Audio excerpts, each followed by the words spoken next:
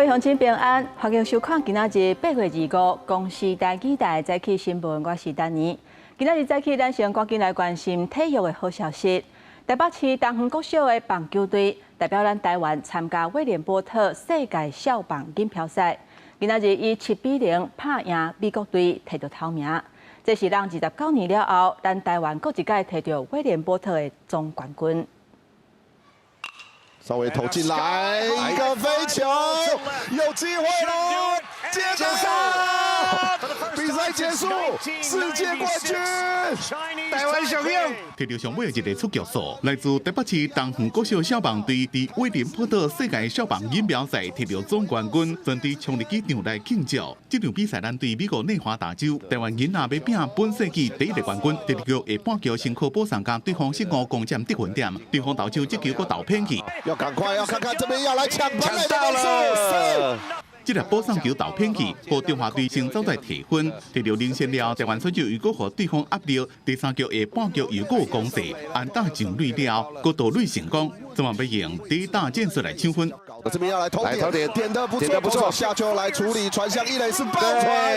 这球第大小点一个变做内野安打，也搁造成美国队的失误。和本来伫二垒的跑者利用这边的失误，走在本垒摕到第2分。威廉波特少棒赛自1947年开始办，台湾是1969年第一遍参加比赛，第2次金龙少棒队就摕到冠军。伫迄当阵带动台湾棒球的热潮，南北摕过17遍冠军。上面一遍是1996年高雄市复兴国小少棒队，不过1997年台湾因为组队的问题退出世界少棒联盟，一直到2003年才搁加入威廉波特。不过迄边甲打只敢若摕过2遍亚军，先发投手林定德前5局压制美国，第5局下半局家己也提分。这球出棒来到3垒分的侧哎，对，这是一个界内因赛，可能至少2分，至少2分了，至少2分了。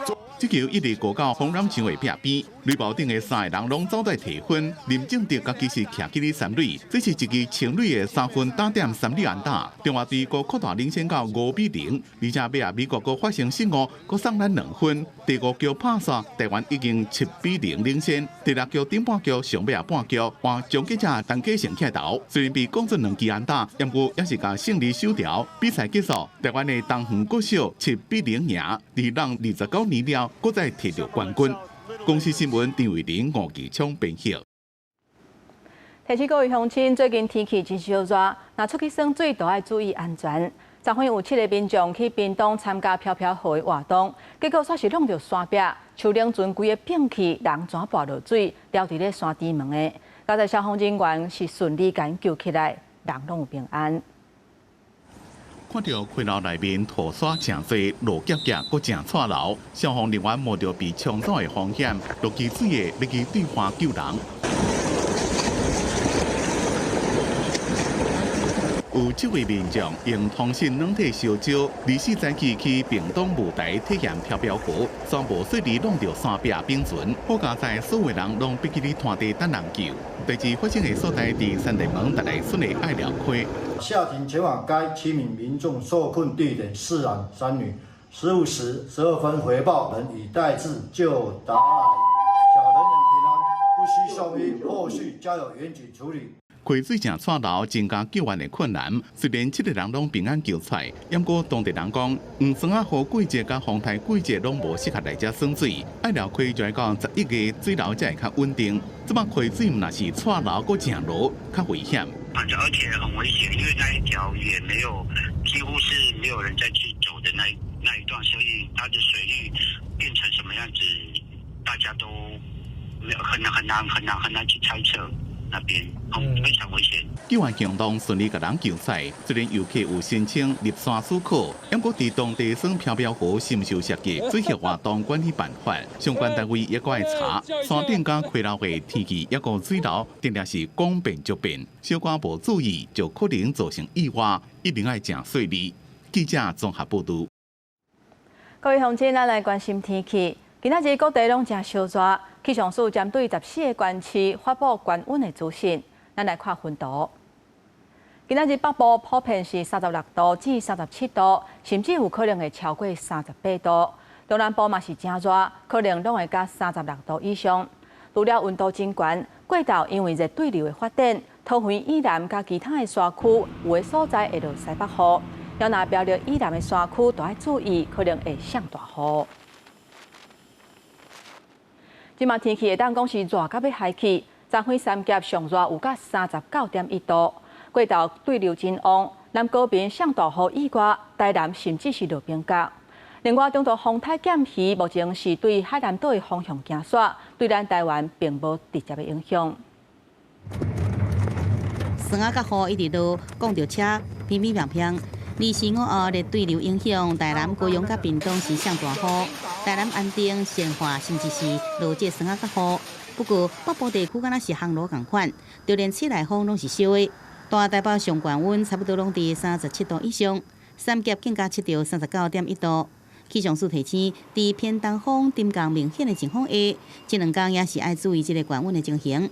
偏东风比较偏强，容易出现在高温的区域，也会往平地市区推哦，所以在中南部的这种平地地区，也都不排除有机会来到35甚至到36度的高温。未来1礼拜天气继续稳定，不过中昼前后，这个日头依然是真大，出外一定要做好防晒的工作。为好报统计，今年7月到8月2日，全台已经有1068人次因为的伤害就医，也是要真注意。因为这个中度风台减鱼，就正向海南岛甲越南一带移动，对台湾是无直接的影响。以未来的路径来看的话，还是持续的向西，将会通过海南岛南边的海域，再进入到中南半岛越南这一带哦，所以对台湾来讲的话是没有影响的哦。未来几天除了降温，水汽也增加。2日开始，东部、东南部甲恒春半岛开始出现局部短暂阵雨，归南北海岸、东北部甲大台北山区也可能有这个散散的落雨。其他所在是以水分好天为主。不过中昼过了后，桃园以南又要注意这个局部的雷阵雨。记者综合报道。各位乡亲，所来咱来看今仔日早报的重点。咱先来看自由时报。有3台吉普车的越野车队，昨日去南投万代溪撩溪，有一个28岁姓孙的查甫人先驶过探路，不过因为溪水伤过错流，车全安尼起去，伊落车要看情形，煞随就无看人。消防人员去到现场，发现伊已经明显死亡。来看中国时报，今晚去日本佚佗的旅客人数是直透增加，互当地交通甲环境承担真大压力。日本共同社上新的调查，有92个地区按算要扣大美税。过来看联合报，南韩总统李在明访问日本了后，召回大专机为日本飞去美国，要甲川普会谈。这届会谈的重点可能是驻韩美军的角色，也有考验川普重新启动甲北韩的对话。第2届南韩总统李在明，伊6月份就任了后是第2届的出访。23，伊甲日本首相石破茂会谈，发表联合声明，了后去拜访日本。这是从韩国甲日本建交以来，伫咧美日韩3国的合作关系当中，头一个先去访问日本，了后才去访问美国的南韩总统。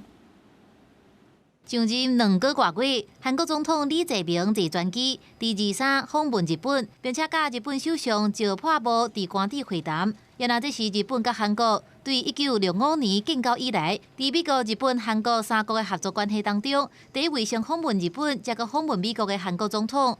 另外，李在明毋但伫韩国的光复节，也就是对日战争胜利纪念日的时，讲日本是南韩经济成长真要紧的伙伴，也选择伫纪念日无偌久了后出访日本。外界解读李在明是为着现实的考虑，因为日本甲韩国拢当咧处理甲美国微妙的关系。也有专家讲，李在明想要伫甲川普举行领袖会议进前，先了解日本甲美国关税谈判的经验。 오늘을 계기로 양국 정상 간 셔틀 외교도 재개되었습니다. 이는 민주 대한민국의 복귀 이후 한일 관계가 조속히 정상 궤도에 올랐음을 보여주는 것입니다. 日本甲韩国的会谈一开始先分别派几位代表，了后佮举行扩大会谈，办局要2点钟，比原底规划佮较长。原来让17党的日韩领袖联合声明，日本首相石破茂也讲，两国的战略环境佮较复杂，也因为安尼，互日本甲韓國甚至是美國、日本、韓國的関係愈來愈親。の間では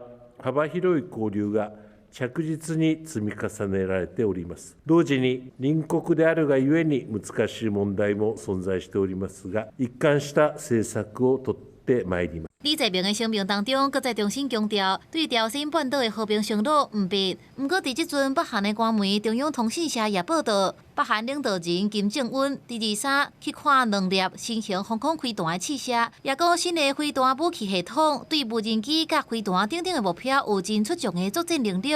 只是伫报道当中无讲到飞弹的细节甲试射的地点。公司新闻新闻袂变约。国际上要紧来看，美国政府宣布8月29开始，价值800块美金以下的包裹爱扣关税。这个消息一日出来了后，法国甲德国伫咧日宣公告，包裹寄去美国的服务自这起会冻点。德国邮政的母公司 DHL 表示，自23开始，将会暂停因寄去美国标准类别的包裹寄送服务。这种见效速、速度慢，是真侪中小企业甲电商介意的方式。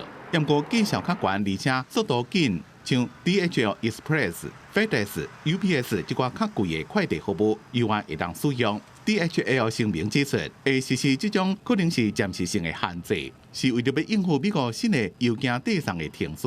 伊也补充讲，有真侪重要的问题也未解决，包括关税接人付要安怎付。法国邮政自25日开始，将会暂停寄包裹去美国的服务，但是个人寄的价小无到100欧元的小礼物是无包括在内。法国邮政讲，新规定8月15日才公布，和欧洲的邮政机构准备调整相关作业的时间有限，而且这款文件包裹的分类也该进一步研究。法国平均每年寄160万件的包裹去美国，其中80%是企业寄来，20%是个人寄来。DHL 讲，重量上最70公斤的这种较贵的快递服务，以外会当使用；个人的客户以外会当寄上最100美金的礼品。但是 DHL 警告，为了要避免个人寄来这项服务，互人摕来做商业的用途，所以私人的包裹可能会另外检查。川普政府是伫7月30宣布，自8月29开始，将寄来美国的小件包裹免关税优惠措施取消，介绍无到800美金的包裹也会扣15%的关税，甲其他欧盟进口商品同款。这项一般关税税率是顶个月底布鲁塞尔甲华府谈算了的结果。川普伫咧伊第一任期时阵就对国际小件的包裹免扣税制度真不满。伊当阵批评中国的电商，亲像阿里巴巴，利用美国的这项通路，大量寄小业的商品来美国，国免扣税，损害美国的零售业一个制造业。公司新闻黄文玲编辑。我来看美国联邦调查局 FBI 在当地时间2日，雄去搜查前国家安全顾问波顿因徛家甲办公室。波顿是川普前一个任期的国安顾问。伊落任了后，捌批评川普的政策几届，就有人咧怀疑讲，敢是川普要甲算效咧？不过川普是讲，伊完全唔知影这一届 FBI 的行动。这个行动由联邦调查局 FBI 局长帕特尔亲身下令，探完当地时间2日早起7点，到波顿伫马里兰州的主题，冒真济纸箱一直进出。法官签发搜查令了后 ，FBI 搁入去波顿伫华府地区的办公室搜查。这个调查除了针对电子邮件泄露秘密以外，嘛查波顿演过处理机密资料时阵可疑的行为。美国总统川普2日表示，无清楚这个行动，暗过嘛趁机会批评波顿。I'm not a fan of John Bolton. He's a real sort of a lowlife. Not a smart guy, but he could be a very unpatriotic guy. I mean, we're going to find out. 波顿2019年甲川普完结了后，双方关系愈来愈歹。卸任了后，真侪届公开批评川普，尤其是俄乌战争甲罗西亚政策议题有真侪批评。波顿案上早为2020年开始，调查重点是波顿是毋是以私人的信箱向某囝传达国安机密资料。这个调查伫拜登政府时期，互人冻结，一直到帕特尔接任 FBI 局长了后，今年2月展开。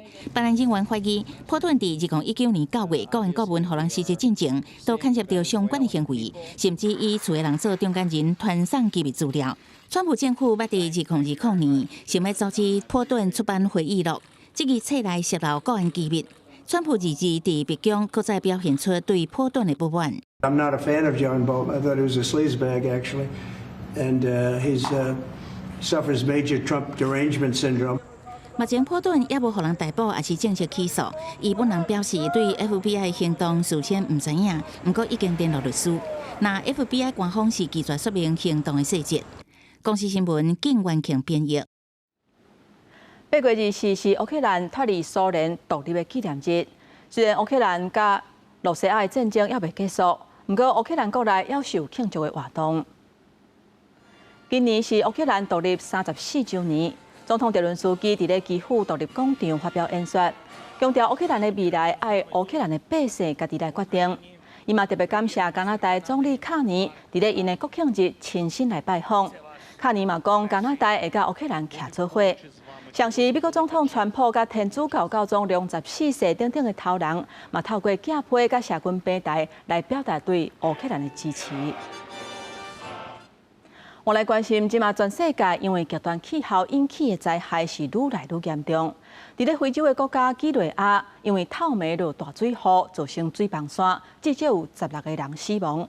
也若伫咧西班牙，因为烧影气温升悬，火烧山是一个烧就烧2礼拜，造成4个人死亡。不过好佳在即马火势总算是控制落来啊。尸体互人讲出来，救援人员继续伫放弃的厝内底，看敢阁有人活咧。西非国家几内亚因为透暝上大雨，熊熊崩山，大量的土石放落来，甲附近的砖头、计强20口罩全部抬起来，真侪居民袂赴逃走，造成至少16人死亡，10人重伤。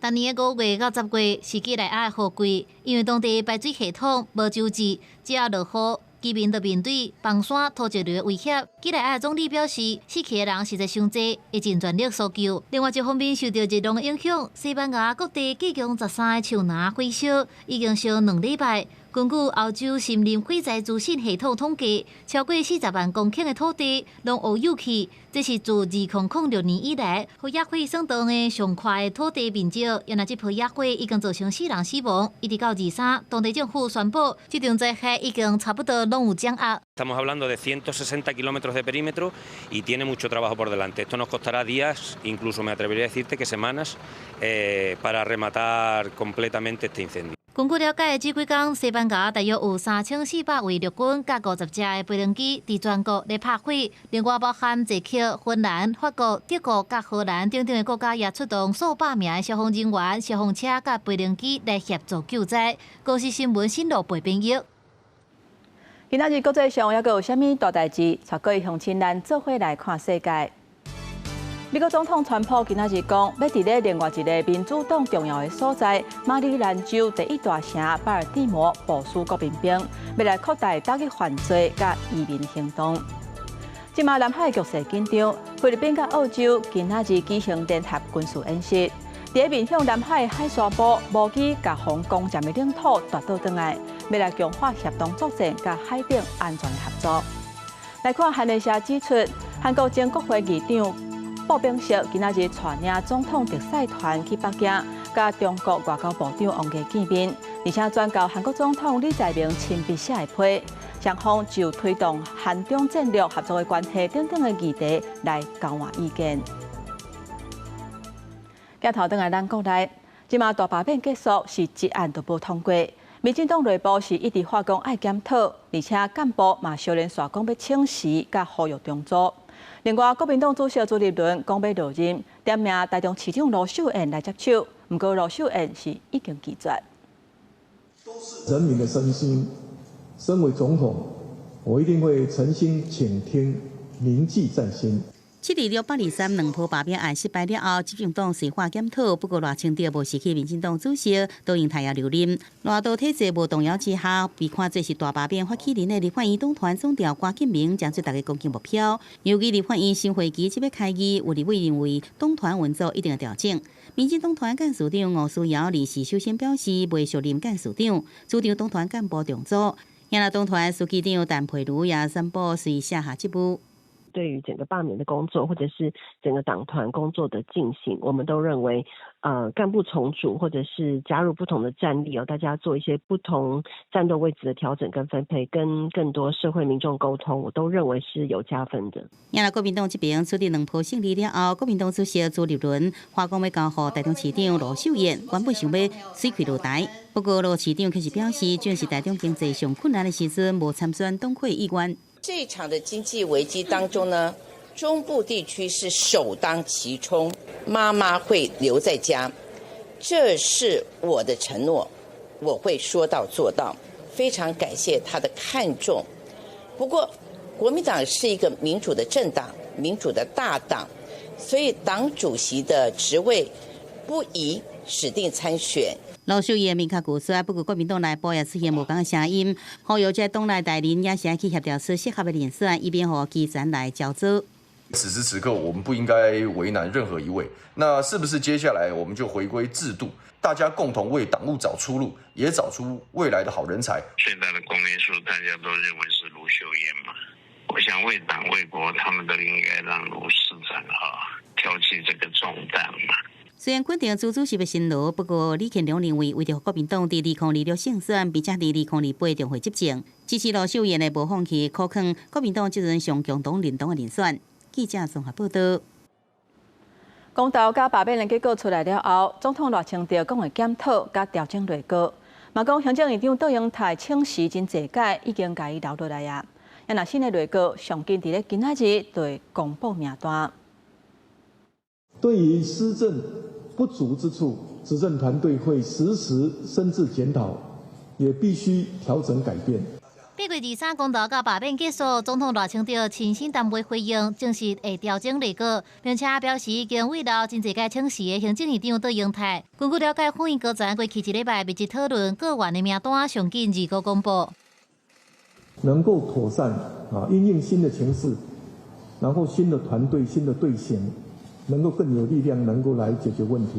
即马传出经济部长郭志辉离职了后的课，是由行政院秘书长景明欣接手，总统府副秘书长张순涵转任行政院秘书长，卫福部长邱泰源、外交部长林佳龙也可能变动，也包含内政部长刘世芳、交通部长陈世凯、环境部长彭启明、金管会主委彭金荣等等会留任，但是在野党批评相关的人事布局无新的想法，也无诚意。这次内阁小幅的改组，还是在小圈圈里面用人？为此大风吹，守成有余，亮点不足，完全看不出来对选民的谦卑，对施政的检讨，跟人民的期待仍旧有一段很大的差距。你说法务部、教育部，你们还是未留，刘世芳随便乱讲话，这些都不适当的。这次政府的改组，我是不看好，也不寄厚望啊。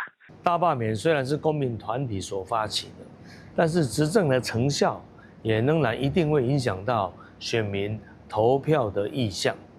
所以呢，民进党必须在未来回应民意的期待。民进党立委坦白讲，那内阁要有新的气势，伫党部甲党团也应该改革，才当回应民意的期待。公视新闻采访报道。协商厂敢要停放的公投，结果虽然是无通过。不过同意票有甲434万，遮尔啊侪。总统赖清德讲，伫咧确保核安的条件之下，未排除先进的核能，互供电稳定。也若台电讲会依法启动机组的安全检查。协商厂重新启动的公投落幕，最终同意票434万1432张，无同意票151万1693张。由于无达到公投法的标准，结果是无通过。总统赖清德23讲，尊重这个结果，也讲到3大条件之下，无排除先进核能。如果未来技术更安全，核废料更少，社会接受度更高，我们并不会排除先进核能。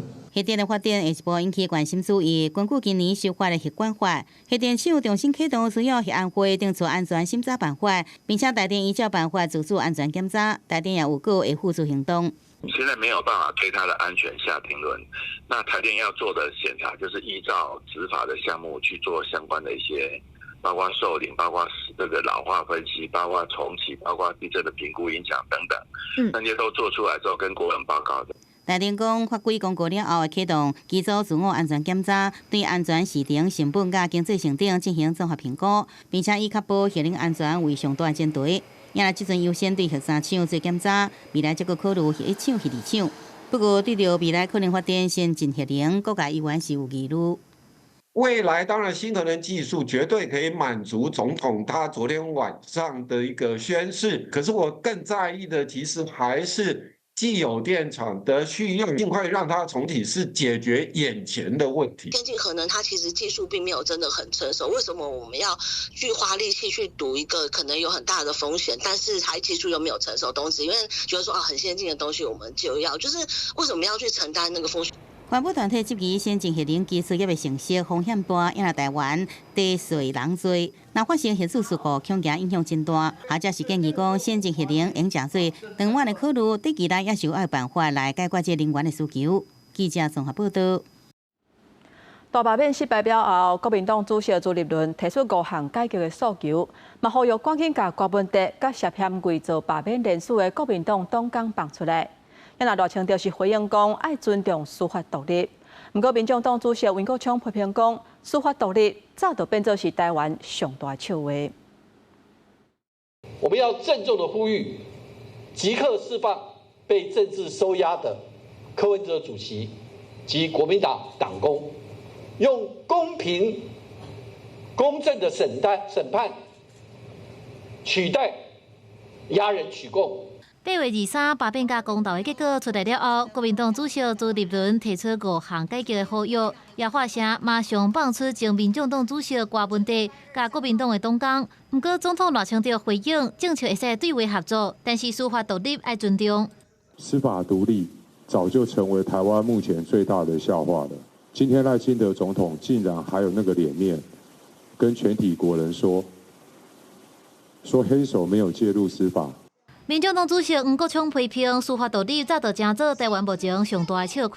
吴思瑶是认为讲，摕投票的胜利来进行政治威胁，搁伫遐烧钱出价，民主红不甲这款行是台湾真大的悲哀。司法绝对不应当是政治交换的工具，司法不能拿来作为政党和解的筹码。蓝白的主席如果一再的把释放柯文哲作为政治上的竞相喊价的一个标的，我认为只是误用滥用了民主。吴思瑶强调，国民党赢罢免，但是无代表朱立伦会当开喙要求赖清德总统公然干涉司法。对8月23投票的结果，是谦卑接受民意的选择。也那民进党这边需要强化伫政策面甲对内的整合、对外的沟通，这才是伊改图8月23甲7月26两场选举结果的意义。高市新闻采访报道。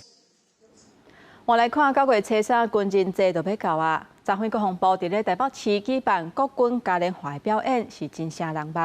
不过，顶一日行政院长杜英泰宣布讲，明年度总预算案无调整军警消的待遇，是受到在野的批评。而且，就连民进党的基层嘛骂讲，行政团队处理代志竟然是安尼反起反倒，实在是互人真失望。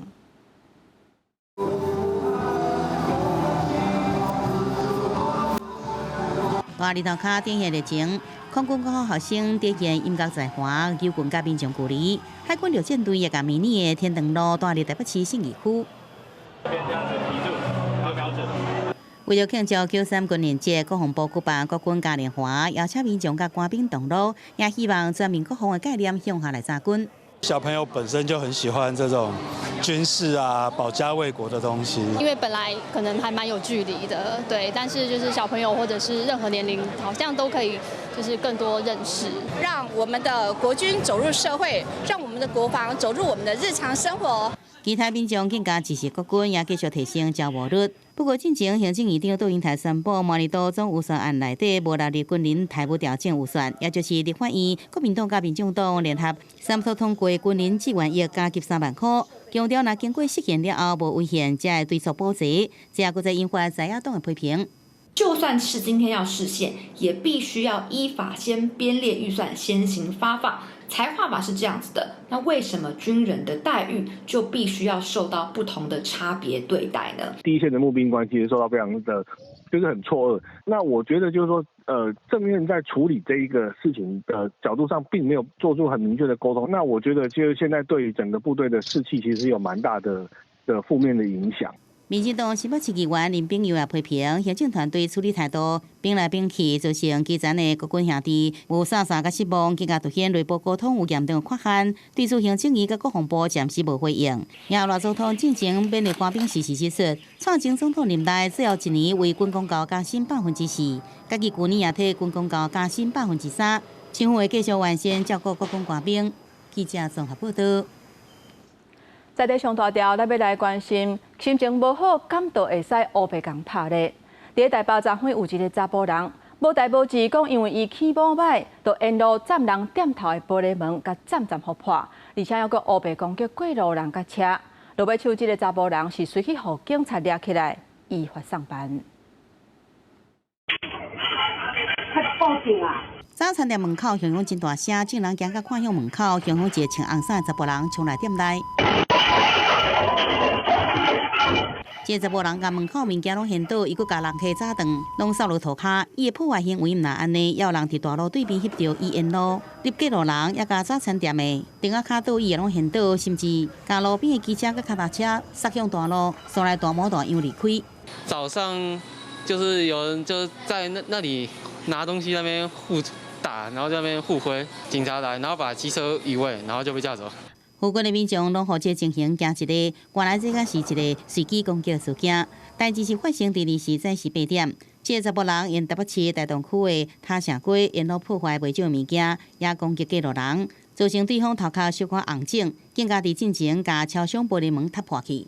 于周边发现无险后，待反所管束及厘清案情。这查甫人到案了，讲是因为受敲伤的时阵，误以为店内其他民众嘛家己，所以心情无好。不过伊的行为已经造成袂少的惊吓。事后了，伊照社会特殊维护法，也有刑法毁损罪嫌侦办。记者综合报道。提醒各位乡亲，有的公园是禁止食薰的哦。伫咧嘉义有一个查甫人，伊伫咧公园囡仔游乐区边仔咧食薰。有家长看到去甲苦劝，讲叫伊唔通食薰，毋过煞是去互即个查甫人喙皮全咧甲割落，甚至伊阁用安全帽甲割。即马即个查甫人是已经去互移送法办，咱若卫生局嘛要针对伊违规食薰的部分，甲伊罚钱，上当会罚款1万块。穿黑色顶衫查甫人对穿卡其色底裤的家长扇喙皮，也摕安全帽拍对方，互即个家长气甲一直发讲要报警察。跟他说啊，你要抽烟，那你这边很多小朋友，而且你可以去远一点的地方吗？然后没多久他就开始来跟我口角，然后到最后就开始动手动脚，然后拿安全帽打我。这姓王的家长讲，伊23带囡仔到嘉义市欢乐到公园佚佗，看到穿黑衫的姓朱的查甫人伫囡仔的佚佗区食薰，甲伊讲去较远的所在食，继续互伊骂甲拍。警方接报了后，赶紧到现场阻止冲突，并且甲这姓朱的查甫人送回警察局。动手殴打被害人，并说不要让我知道你住在哪里等语。被害人提出相关告诉，朱姓涉案人依刑法伤害恐吓案，已请台湾嘉义地方法院检察署侦办。欢乐到公园是卫生局打广告禁止食薰的公园立地场所，全区禁止食薰消息伫网络传出来了后，为少当地人接受，公园店内有人公开伫遐食薰。记者李时也伫现场看到有人食薰。你在一堆小朋友那边抽烟，谁看到谁都冇生气。为什么小朋友要吸你的二手烟？应该是直接把小孩带走。市民认为，伫禁止食薰的公园，特别是囡仔佚佗的所在食薰是真唔好的。卫生局回应会依照薰害防治法，对涉事的查甫人裁罚2000到1万不等罚款，也会派人到公园巡查，加强处理。记者综合报道。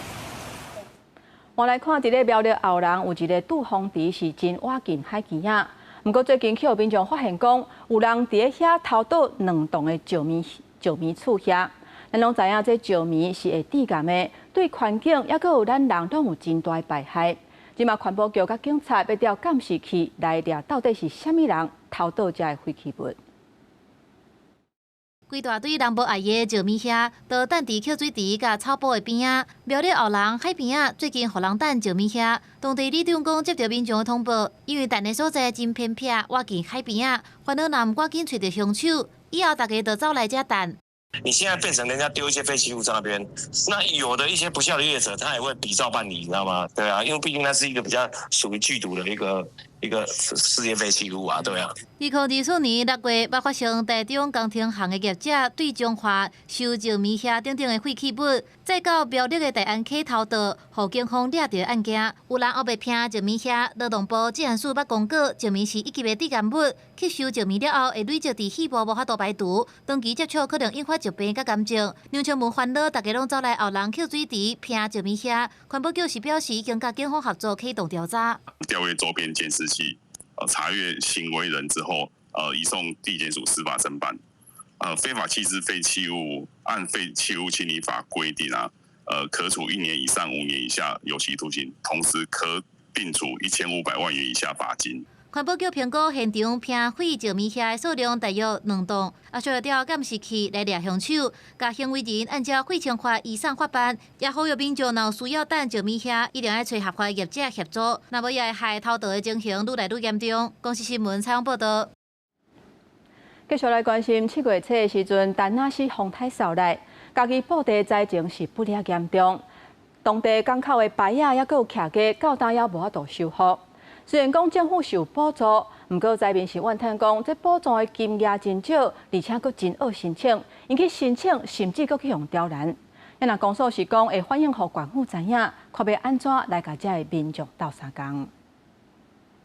准予警方伸过来的铁片，喊甲密密麻麻。7月初，丰台丹那市对家己布地停录，警方甲布地港的船拢算登去。经营海上巴士的业者，派去的船到当也未修理好势。一年的旺季当中的最重要的2个月，那今年完全都没有做到。业者因为船派去，原地应该是歇热大贵，生理煞上凄惨。但是那港区布地地内徛架，共款是算登甲真严重。何美丽这间徛架厝顶一坑真大坑，厝主毋若找无人通修理，想要申请厝损失的补助，佮拄着面积的问题。请人家来估计就是50万跑不掉，可是，在公所就是申请方面，他们会有面积的问题，只能补助大约5万块左右。条件太苛刻，等于说一改再改，改了3次才最后决定说需要什么证件。补助金少，加上条件真麻烦，佮改来改去，互民众唔知要安怎申请。佮有灾民伫风灾的时，互客厅边起的玻璃挂着伤，到当游园真惊吓，因怨叹讲政府的补助上死板，佮互人刁难。去互风吹去变悬，互阮用旧的来修理，吼遐毛都要换掉，因为迄外壳还佫用进嘛。啊，你来修理莫大就好啊。啊，你互你修理起来，大概几千块啊。啊，你政府是这几千块唔开，你一定爱开办我。提出异议说，老房子一定要有建造或是使用执照，这一部分呢，我们会加以跟嘉义县政府那边再商榷看看。看民众提出的要求，我们是不是能够帮助民众？工程车停伫店头的门口口，准备刷走派去的扛棒。但那是风台严重损断布地电，面对灾民反映农舍厝损失的补助等等的疑虑，电工所承诺会向县府反映，研究安怎协助灾民。公视新闻采访报道。花莲县府11年前争取花东的基金，要伫咧万英乡起温泉会馆，不过因为无先做可行性的评估，到今也无起。后来因阁开2000多万换起浸卡池，所以因为水权无合法互停工，即马也无法度开放。这是花莲万英乡的林田山文化园区，真侪游客拢听讲这温泉想要来体验一下。不过到现场才发现无开放，不管为安怎，这个温泉的计划执行遮久拢也未完成。不过有民众认为讲，应该等实施完成了后再来开放。他可能考量的因素有很多，计划执行10年，等它更完善的时候再开放。不会可行，因为觉得说你现在建好了，就是给那个游客来当使用这样。审计部更监视认为，这样计划根本是头壳大新，点名县府无完成可行性评估，那会使就提报花东利基的计划，争取6000万块经费，造成这个计划无法度执行，最后提案。2019年，公司搁再提出计划，才会先起泡卡池啊。它是变成说泡脚温泉会馆做不成，然后就是后面规划先做泡脚池这样子。后面温泉会馆在乡长的蓝图里面，还是要继续推动，还有代表会他们的要求会还是希望成型，还是会继续执行，会继续推动了。不过去泡卡池啊，伊个因为无及时办理温泉开发，使用计划书变更停书顶，造成整体工程伫去年一月奉下令停工，并且封止。今年才提到这个完整的开发证明。预计要什么时候要开放？预计9月份、10月份。那我们现在就是说，等周边的整个把它设置好这样子。官府官员是强调会检讨审查机制，并且强化这个沟通管道，主要是以新开放泡卡底亚为主。后续温泉会馆新跨度兴建的部分，也协助来争取经费。记者综合报道。昨暉伫台东有民众去钓鱼啊，所伫海沙埔发现一只3公尺长的豆腐鲨，已经明显死亡。这豆腐鲨是保育类的野生动物，已经有通知相关的单位来处理，也那伊死亡的原因也会厘清。规身躯拢是白点，这是豆腐鲨，一种保育类的海洋生物。伊倒伫石头堆袂沉袂动。台东市丰里岸边透早有钓鱼民众发现长度超过3公尺长的豆腐鲨跨鲨死亡，已经通知相关单位协助处理。让花那边打上来，太重了，也想要救也没办法。没办法，啊，钓鱼也看到还是啊？大哥钱唔知死偌久啊！官府农业处表示，海巡署会通报海保署，请专家学者来在有后续的处理。这只死去的豆腐鲨目前看不出明显的空喙，干那尾部分亲像有挂伤。学者分析，按照豆腐鲨碰起来的皮肤来看，应该已经死一段时间。不过，确定的死因，有关要等解剖了后，才当进一步厘清。应该死亡有一段时间了。那所以其实有些皮肤是脱落的状态，所以会被认为它是有伤口。这只大小大概还不到5公尺，这个体型它基本上还是未成年。从2019年到现在的数据显示，每年的搁浅的鲸豚数目平均大概是150到160只，每年并没有很明显的往上升，也没有很明显的往下降。推动海洋甲海底的保育，除了监督环境工程对海洋保育的落实程度。也要避免无适当也是过头的观光甲渔业行为，影响到因的生态。安尼才会使尽量伫经济甲保育之间抓中和。公司新闻采访报道。卫福部有开一个网站，只要医术人员有牵涉性骚扰、性侵害的案件，司法的判决若是确定，都会刊伫咧网络顶，互民众会当去查。不过，医师工会讲，这甲医生的工作权、名声，抑佮有个资有关系，恐惊有违反宪法的疑虑。最近国内医术人员涉嫌违反性病事件连环报，伫各界要求之下，卫福部承诺开会的性病事件资讯专区伫8月中旬上线，民众会当上网查询。倒一款是性骚扰惯犯的医师，也毋过医师工会全国联合会发声明表达无共意见甲立场，认为外界无适合用容易点卡的高度、大标头的称呼，而且无明确的法律授权，可能有危险疑虑。如果今天我要让别的医师不能看诊的话，我是不是检举他对我性骚扰就好？那接下来就立刻被停止，确定调查无罪，那你说他在做事后的弥补，很多的名誉的因受损之后，要再弥补都是很困难的啦。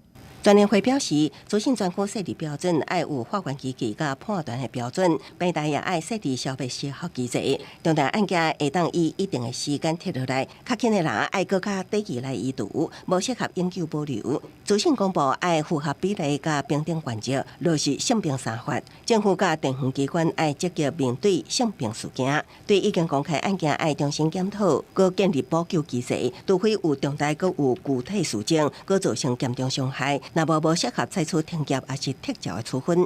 无论像是教师、律师都已经建立相关的揭露机制，更没有设定消灭时效的这样的一个机制。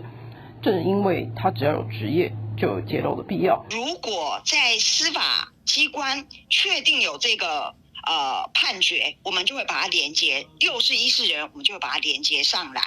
所以没有所谓的所谓什么期限的问题啦。卫福部强调，依照法律的处罚甲矫正精神，本来就是希望处罚了后，当事人会当改变行为，袂搁犯错，当刑期结束，都毋是犯罪者。所以呼吁医界要建立团体内部机制，强化法律观念，落实应该有的专业伦理，才会当建立专业尊严。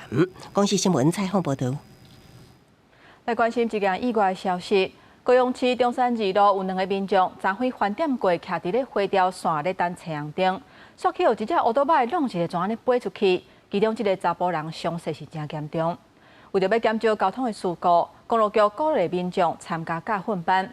不过，根据审计部的资料，去年考到机车驾照的有捌上过驾训班的是无甲2成。受伤的民众都伫涂骹一直咧哀。24透早，一位骑机车的民众经过高雄前伫中山二路甲新光路口的时，直接弄到2位骑伫斑马线等红灯的民众，造成其中一个人一时意识不清楚。弟弟他可能状况比较差一点，呼叫他，让他不要一直睡着，然后量一下颈动脉，看他目前呼吸是怎样。骑士停糖经酒精浓度检测并无酒精反应，初步研判为机车未注意车前状况，行人红灯立于斑马线上，自肇事。上好肇事责任会交由交通大队进一步厘清，为着降低机车交通事故伤亡的人数，公路局也透过补助计划，要提升民众参加驾训班的意愿。不过，根据审计部的报告指出，2020年到2024年通过机车驾照考试的民众当中，有参加驾训的比例虽然对4.71%，逐年增加到18.34%，不过却犹原无够2成。机车团体呼吁政府爱上报啥人来。今天无论是任何的交通工具，举凡你是摩托车、是汽车，因为它是有一个引擎输出，有一个机动性在的，有可能造成自己或是他人的一个伤亡哦。所以我们大部分是还蛮支持驾训班去做补助的。第一个方面是说诱因不足，看是把它的这个补助金额上修啊，或者是做其他的规划。公路局也强调，除了逐年增加补助的名额，今年更扩大补助，每一个人训练的费用到2500块。从统计资料也显示，初学的驾驶人参加机车驾训及道路训练课程后，违规风险降低了64%，事故风险降低了51%。公路局表示，会继续透过无同方法推广甲宣导，让更加侪考机车驾照的民众参加驾训，提升法规知识甲实际道路安全的驾驶能力。国视新闻采访报道。根据内政部上新的统计，咱国民众去年平均的岁数是80.77岁，男性是差不多77.4岁，女性是84.3岁。若为各县市来看，台北市是全国平均上长岁数的。台湾已经进入超高龄社会，而且老人寿命愈来愈长。内政部23公布，去年113年，咱国民众平均寿命是80.77岁，比前一年增加0.54岁。其中男性77.42岁，女性84.3岁。若甲亚洲国家比，台湾平均寿命比日本、新加坡甲南韩低，也毋过比中国甲马来西亚悬。我觉得台湾医疗做得很好。对，就是整个就是医生看诊什么都很贴心。可能是中老年人之后就会比较注重养生这一块这样子。内政部指出，虽然人口继续老化，也不过因为新冠疫情甲糖尿病死亡人数比前一年减少。113年，咱国民众死亡人数是20万1千多人，比前一年减少3800多人。进一步分析各县市平均寿命，以台北市83.4岁上悬，台南县75.97岁上低。台南县居民平均寿命比台北市居民少活7.43年。城乡的差距啊，所影响到交通的便利性。还有医疗资源的分布不均的情况下，初期的诊断跟诊断之后的医疗的有效性，这些都会去有所影响。内政部表示，国民平均寿命是衡量整体社会经济福祉、甲国家竞争力评比的重要统计指标。社会团体呼吁政府爱投资偏向基层卫生所能力甲资源，解决全国性的健康不平等问题。另外，因为少子化、高龄化趋势，导致长辈愈来愈侪，爱鼓励长者加出门甲人互动，对减少孤独感甲老人就会有帮助。安尼才会当互长者活得老也活得健康。公视新闻采访报道。为1958年开始连载《诸葛四郎》。是台湾本土红仔册代表性的作品之一。即马拍做台语电影，伫咧家己放映，真侪民众看到是感觉真少年，阁真欢喜。希望透过本土的台语漫画，会当继续保存咱台湾的母语甲文化。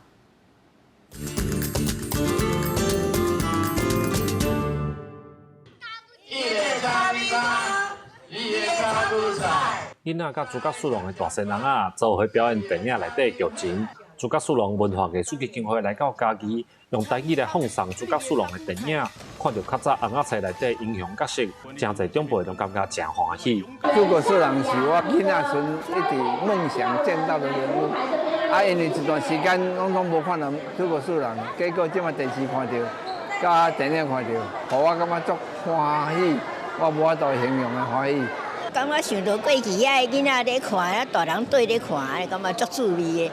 除了电影的放送以外，朱家树龙文化艺术基金会阁向大家来绍介动画制作的过程，甲朱家树龙作者的背景。基金会表示，透过台语朱家树龙电影的放送，然后长辈较好来感受以前的回忆，嘛，互即摆囡仔顺续来认捌台语的趣味。带阮囝来看阮爸爸细汉看的漫画，甲因即摆看的拢无共。嘿，以前的漫画拢较有意义啊，台词啊，甲即摆。真的差不多。以这个台语版是长辈最熟悉的语言来播放，一方面呢能够促进就是我们的母语教育，然后另外一方面呢又能够串起代间的教育。阮爸爸一定感觉真欢喜，会当从伊足熟悉上母语来播放这出电影，希望家己拢会在听到爸爸妈妈讲的话。中华专营教育协会表示。朱家树龙是本土红鸭册代表作品之一，嘛是真侪长辈成长的回忆。透过电影的放送，我若要来推广甲保存这个台湾的历史，嘛希望替长辈甲少年囡仔之间带来同款的记忆甲话题。记者林慧婷家己报道。再去看世界，伫咧澳洲有超过7成的家庭有饲动物伴。其实伫咧维多利亚省5年前都已经有通过法规，毋若细厝会当饲动物伴。加收入户甲弱势团体，若是去做社会主体，共款嘛会使饲。这个政策，互真侪艰苦人因的生活内底有一个安慰。即马当地政府推出月帖啊，讲出这个互人感觉真感动的故事。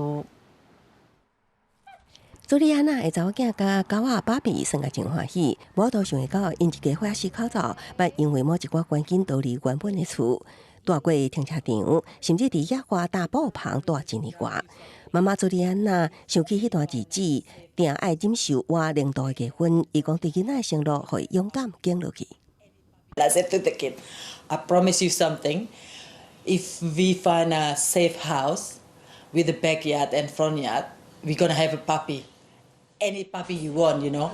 伫社福单位的协助之下，朱莉安娜一家总算有永久住所。新厝除了一家洗口罩，也会当饲一只狗、一只猫。另外一户温斯特妈妈带查某囝，尤其是当有路无厝，长期住伫车内。有时阵住伫临时收容所，后来结婚，住伫即马细厝的所在。温斯特也开始有能力为查某囝打造安心舒适的厝。我仔囝饲2只兔仔，好名罗纳德甲拉娜，人甲兔仔一家洗口罩。有闲的时阵，互相陪伴，生活过得平静满足。They just always made us feel so calm and happy when we were here, after going through such a experience of not having a house. And the bunnies are kind of like siblings to me. Like they're like Runner's my sister and like Ronald's my brother. 澳洲维多利亚省伫5年前通过相关法规，伫厝头家同意之下，细厝家庭会当饲宠物。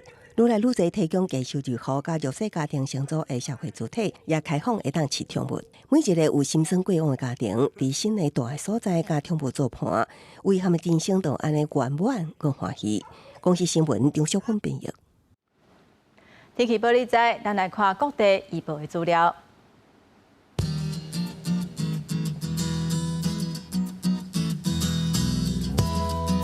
北部地区上加27度，上悬34度；中部地区上加24度，上悬36度；南部地区上加24度，上悬36度；东部地区上加26度，上悬33度。咱来看外岛地区。27度至34度，也个这3日的气象。